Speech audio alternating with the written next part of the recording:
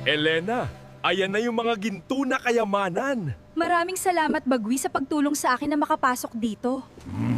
Walang anuman, Elena, at masaya ako na sa wakas mababawi nyo na rin ang mga ginto. Matutuwa nito si Tatay Bagwis pag naiuwi na natin tong mga ginto. Kailangan na siguro nating umalis at baka maabutan pa tayo dito, Bagwis. At sasakyan ko na yung truck na puno ng ginto para makaalis na tayo.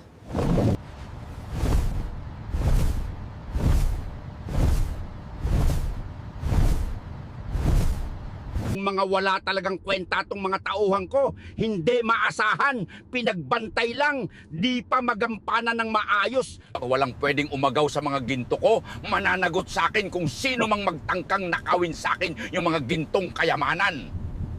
Akala mo, Nestor, maaangkin mo yung mga ginto. Nagkakamali ka. Ako pa rin ang magwawagi sa laban nato. Humanda ka sa ganti ko, Nestor. Saan na kaya tong si Elena? Kanina pa wala dito sa bahay ah. Pati si Bagwis hindi ko makita dito, magtatanghali na.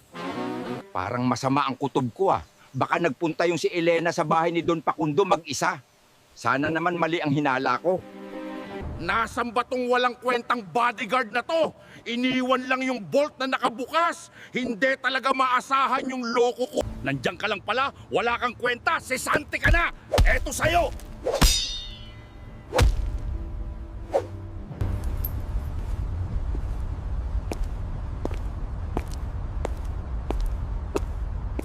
Walang hiya ka, Nestor! Kinuha mo talaga yung lahat ng ginto dito sa vault!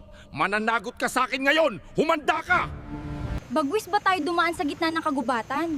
Kailangan dito dumaan. Hindi pwedeng makita ng mga tao yung pagkadami-daming ginto. Mukhang matatagalan tayo nito makarating sa bahay. Mas mabuti ng matagalan tayo, Elena. Basta makaiwas lang tayo sa problema sa daan. Hello, kailangan ko ang tulong mo ngayon, may ipapagawa ko. Ano yung ipapagawa mo doon, Pakundo? Handa mo yung mga bataan mong mga pulis at may huhulihin tayo! Sige po, Don Pakundo. Sasabihan ko tong mga kasamahan ko. Ano ba sadya mo dito, Don Pakundo? Ba't naparito ka sa bahay namin at may dala ka pang mga pulis? Hulihin niyo siya! Ito yung tao na nang loob sa aking vault at kinuha yung mga ginto na pagmamay-ari ko kaning umaga lang. Ba't ho ako yung hinuli at pinusasan nyo? Wala naman akong kasalanan sa batas.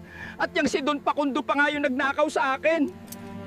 Huwag na lang po kayo maraming salita, Tay. Sumama na lang po kayo ng matiwasay.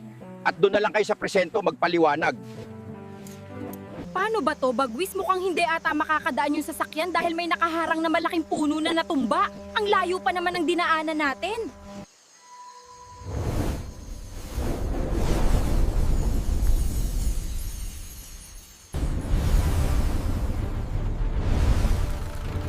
Ayan, Elena, okay na. Pwede na tayo magpatuloy. Salamat sa'yo, Bagwis. Galing mo talaga.